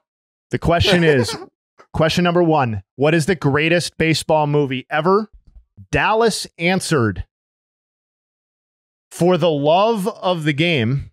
That can't be a good one. That was not a good one. Unfortunately, we're off to a very difficult start here in our pitch for a no-hitter. That literally received no votes. Oh, fuck. So we will stay at 77. I was going to go Sandlot, but I didn't want to. That was pandering. I didn't want to. How many? You have to pander. Question number 2. How many Dodgers players will make the Wait, what was the number 1 answer? Field of Dreams? Number 1 answer was the Sandlot with 29. Moneyball 22. And Major League 12. You guys left all 3 of the top on the board. Because they're not Moneyball top. over Field of Moneyball? Dreams. Field of Dreams was number Moneyball? 4 at 9. I'm creating a fucking fake Discord count tonight. Right. How many? The king of Discord is back, baby. How many Dodgers players will make the All-Star team, pitchers and hitters this season? Dallas, the number 1 answer. You said 5, correct? That was 33 points, the number 1 answer. So that gets you guys up to $110. Okay, so you, right, Jake? Correct. Three questions left, 90 points to go. On a scale of 1 to 10, 1 being no concern and 10. Oh, sorry. The other top answers were 6 and 4. On a scale of 1 to 10, 1 being no concern and 10 being sound the alarm, what's your concern level on the 2024 Braves? Dallas, you said 3. That's going to get you 10 points to get you up to 120 with 80 points left on the board. The top answer was 6 at 22, 7 and 4 were the top answers. What'd you say, Jared? Points for 4. Jared said 4.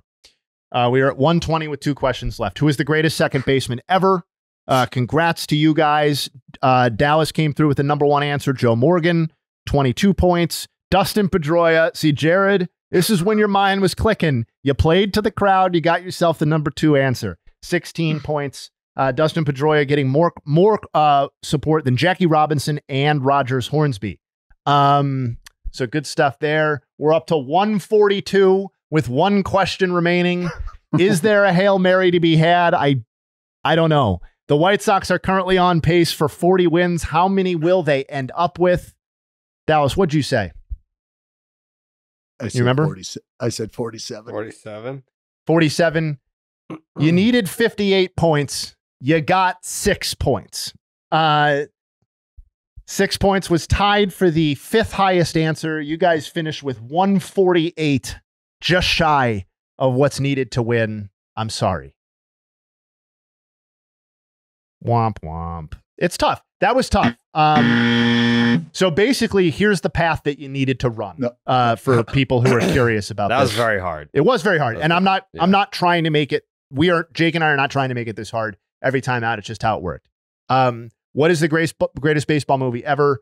You really needed The Sandlot and Moneyball there, which is a very difficult way to start. I realize Moneyball is not typically credited as being the second best. No. You could have won, depending on the rest of your path, with Sandlot and Major League, but no other combination was really going to get you there. How many Dodgers players will make the All-Star team? What we really needed here was 5 and then 1 of 6 or 4. So you guys actually came through on this question. On a scale of 1 to 10, there was a nice spread here. As I said, 6, 7, and 4 were the top answers. 3 was a problem. Greatest second baseman ever you guys got. And then the White Sox are currently on pace for 40 wins. This was probably the most difficult question of the season, just given the spread. And 45 was the top answer, with 10, 43, and 52 were the other answers. What'd you say, Jared? 63. Holy shit. Yeah. Jesus Christ. How many points did that get us? 63 netted 0 points. Okay. Somebody did say 69 and somebody said 60. So, but yeah, so tough break, guys. You did not achieve, God tier status, but I don't think anybody's going to blame you given how hard that gauntlet was. the fucking money. Come on. Listen, man. I mean, at least it's a fucking baseball movie. Yeah, tough break. Listen, this is one I would just let slide off your back. No problem. I knew I should have gone Sandlot. I fucking knew it. It wouldn't have mattered, but I still should have done it. Sorry. That was a bad answer. Yeah, for the love of the game, that was real tough. That was real tough. I got fucking Billy. Oh, I got Billy in my mind. God. Fuck. It's all right. 63 was a tough answer. Very tough. Pedroia was a pander answer, but it worked. How many first place answers did we get? You got the number one answer for number 2. You got the number one answer for number 4. And that's it. 2 and 4. So 2 of the 5 questions. So I got it for okay. All right. Jared, you got one. Jerry got one, right? Didn't he get one first answer or number one answer?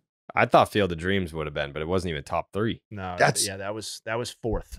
That's insanity. Insanity. Like, did the natural even get a fucking vote? 4 votes.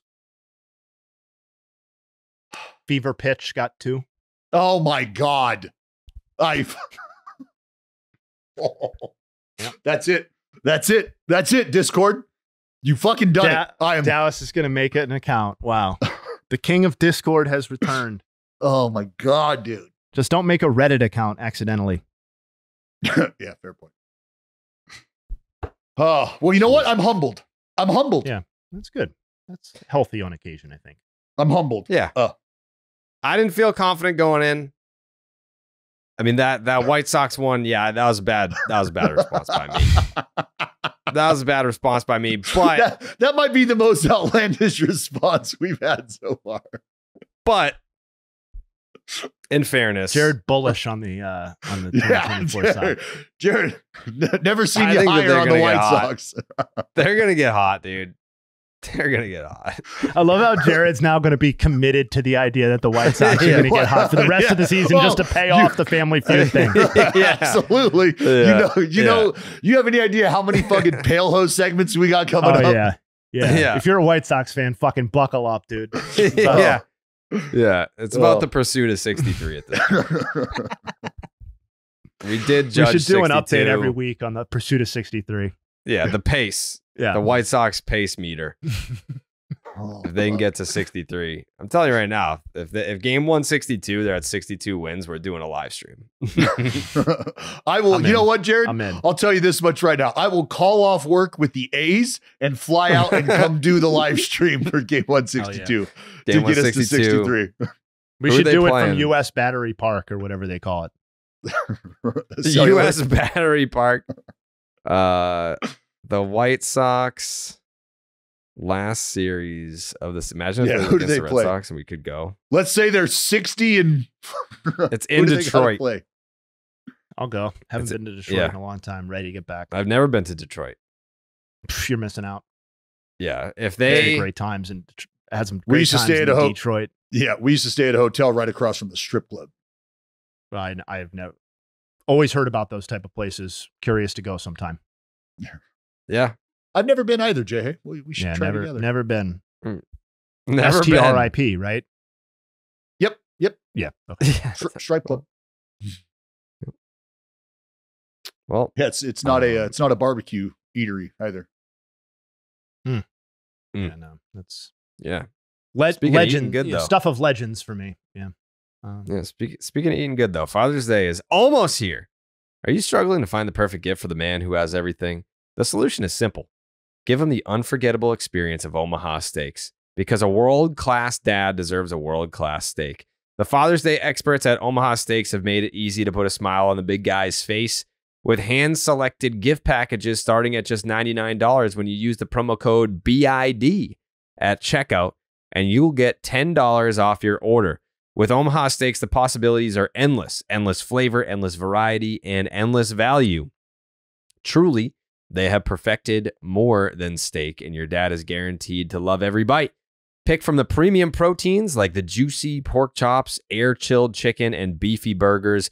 But time is running out. Don't wait till the last minute. Go to omahasteaks.com and order today with packages starting at $99. Don't forget to use the promo code I almost said section 10. BID because here it just says promo code. Cut the fucking cord.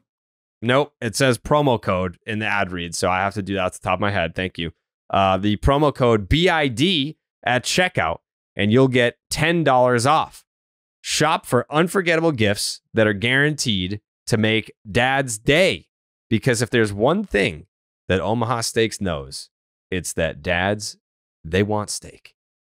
Visit omahasteaks.com today and shop packages starting at just $99 when you use the promo code BID at checkout, and you'll get an additional $10 off. Order now before it's too late. Had some Omaha Steaks the other day. Very good. Classic. Top of the line. Big beef guy. Big beef jerky guy. Oh, yeah. All right, so the pursuit of 63 is on. Let's go White Sox.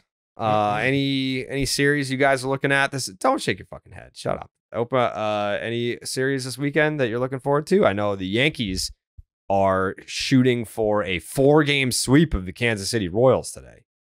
Yeah, that's shocking. Well, the Yankees have outscored the Royals 25-8. Yankees are 11 for 25 with runners in scoring position over this series, while the Royals are just 4 for 22. And the Yankees, a couple of fucking big run games. I got my eyes on 2 series coming up this weekend. Yeah, what's that? Well, Phillies, Orioles, potential World Series preview if things break a certain way. I'm very excited to see how that goes. And then I'm also excited to see how the Royals, unfortunately for them, go right from the Yankees to the Dodgers. And I know the Yankees series has not gone the way that they wanted, as you guys just outlined.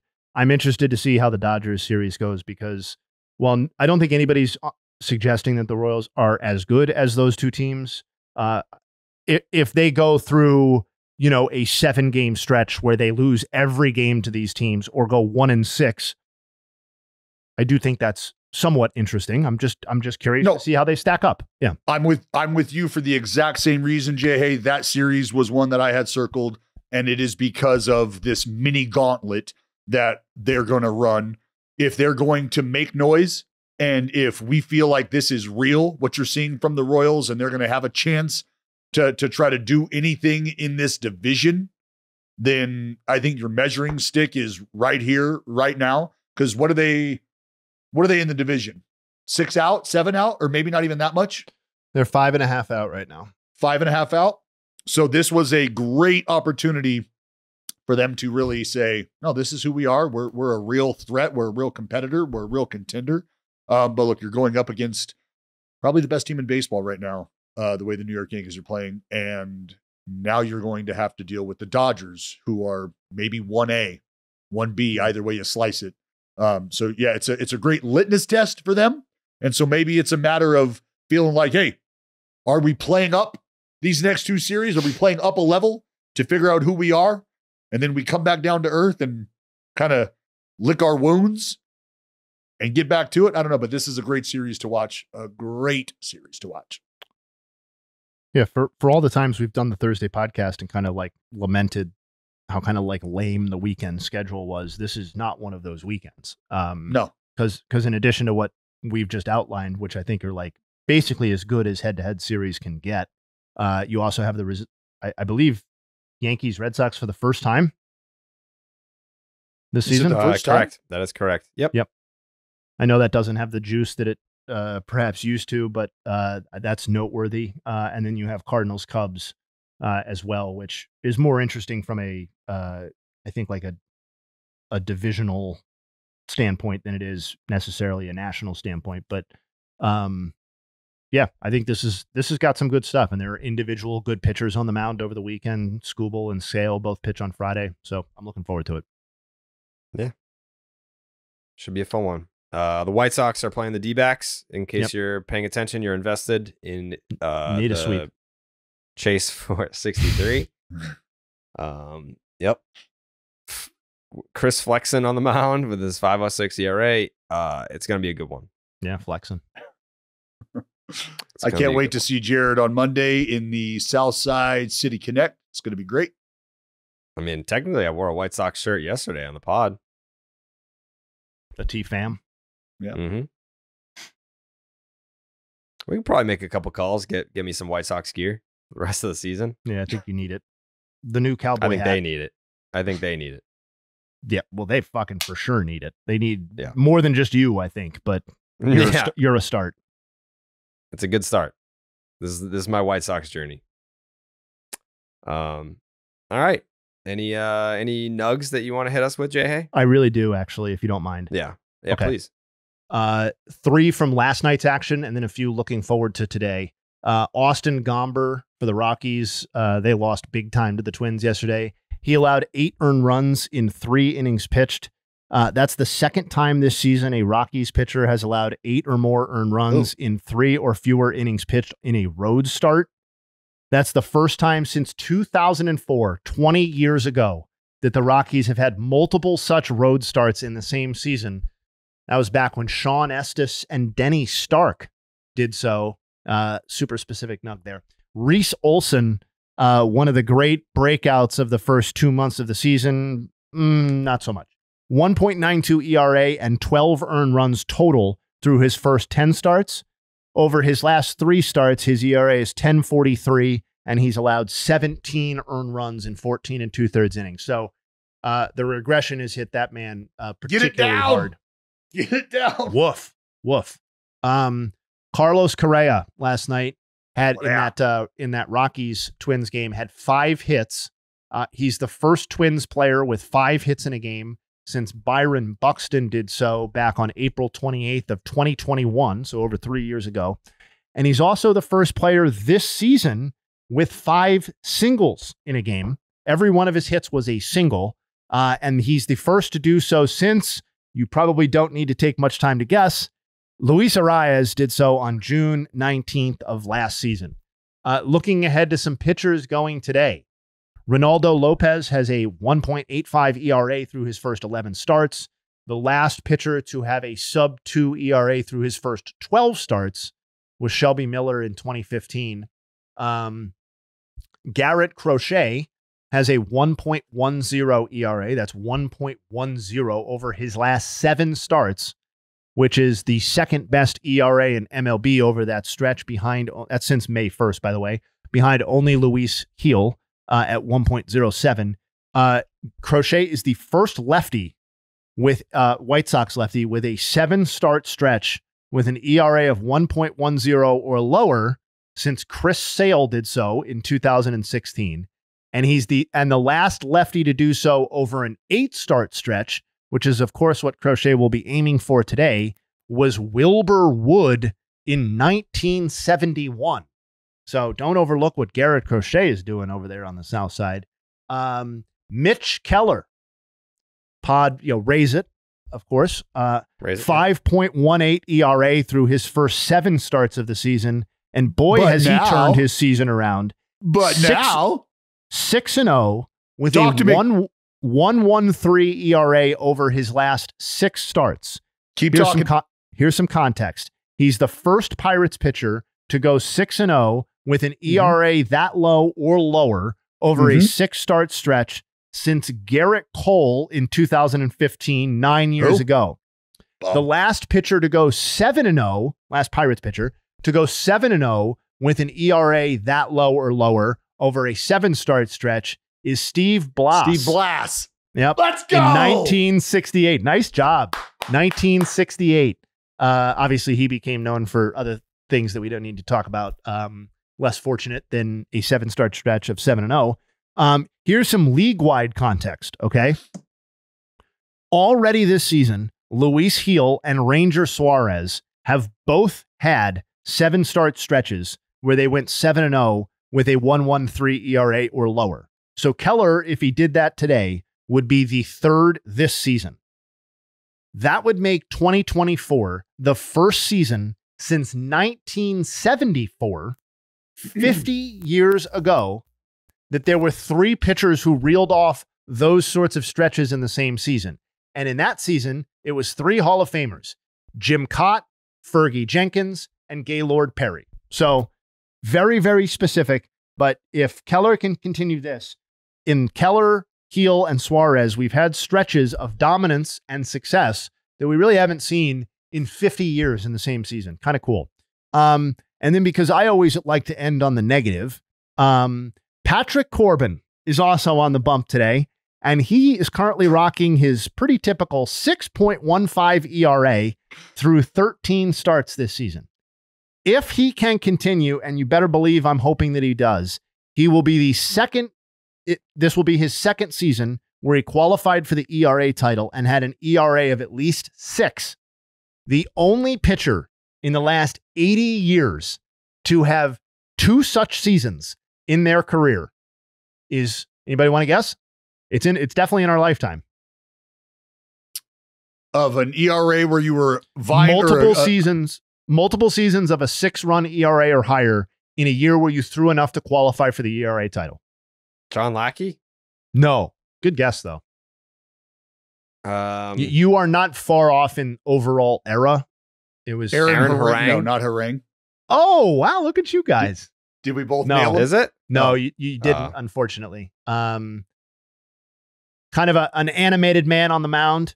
He did it once for the Astros in 2000 and once for Jose Lima time. Astros in 2000 and the Royals in 2005. So Patrick Corbin, really, really, you just don't get to, I want everybody to appreciate Patrick Corbin, because really in the game of baseball, you don't get an opportunity to watch a man work at his craft who is so bad at it, but so consistently gets the opportunity to work at it. Like, honestly, you just don't. Snark aside, people who are this bad, this long, don't pitch this long and this often. It's just crazy.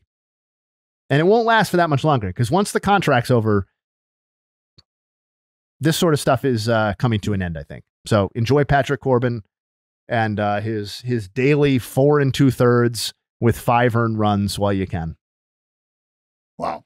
Well, my final thought is research based, and I didn't want to do this. I didn't want this to unfold the way it is. I have a lot of respect for professional nerds. I do.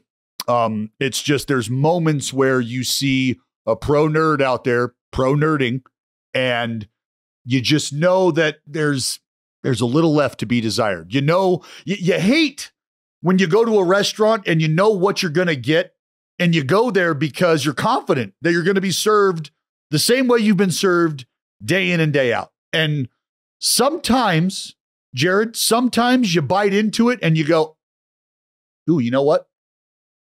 That came out a little early. That's not quite all the way done.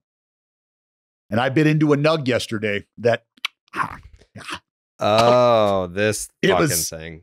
It was just, it just wasn't, it wasn't finished. It wasn't, it tasted familiar initially. And then I was like, you know what? I was napping during this and I woke up to this discourse in the Baseball is Dead group text. And I was like, is this worth even scrolling back to like catch up and see what this is about? And I just, quickly discovered no. You made the right choice. No.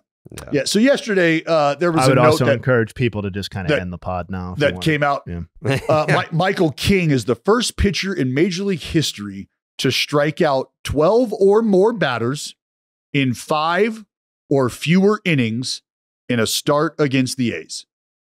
Mm-hmm. That is the tweet. That is the detail. That is everything that was given.